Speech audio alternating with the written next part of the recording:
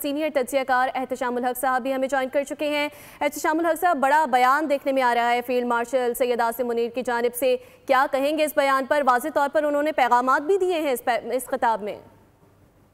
دیکھیں، اس میں کوئی شک نہیں ہے، بہت سٹرونگ میسیج ہے فیلڈ مارشل کا۔ آپ دیکھیں نا، ملک کی یکجہتی کے لیے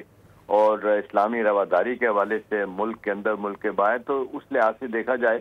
تو یہ اس میسیج میں بہت کچھ بڑا واضح طور پہ دنیا کو بتایا گیا ہے کہ جی پاکستان اس وقت جو بہت ساری مشکلات میں گھرا بھی ہے اور بہت ساری مشکلات کو اوور کم بھی کر چکا ہے، اس کے باوجود پاکستان جو ہے نا وہ ایک اور پاکستان کی قوم دنیا میں امن و آشتی کے ساتھ رہنا چاہتی ہے، مذہبی رواداری کو فروغ دینا چاہتی ہے۔ ابھی آپ دیکھ لیں، ابھی ہمارے ملک میں بہت سارے فرقے ہیں، شیعہ، سنی، وہابی، اہل حدیث،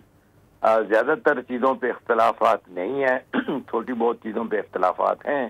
تو اسی کو لیتے ہوئے ایک بات کی گئی ہے، یہ ایک میسج آف ون نیس ہے کہ یہ ملک و قوم ایک ہے، چھوٹی موٹے اختلافات اپنی جگہ، لیکن بڑی باتوں کے اوپر کوئی اختلاف نہیں ہے کہ ملک کی نیشنل بلڈنگ کیسے کرنی ہے، ملک کو متحد کیسے رکھنا ہے،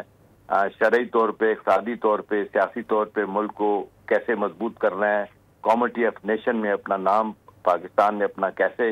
آگے لے کے جانا ہے۔ تو میرا خیال ہے اس میں میسج تو ہم دیکھ رہے ہیں اکراس دا بورڈ، ہم دیکھ رہے ہیں ریلیجس،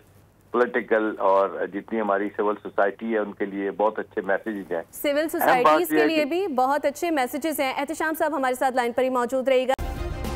سبسکرائب کریں اور بیل دبائیں تاکہ کوئی خبر رہ نہ جائے۔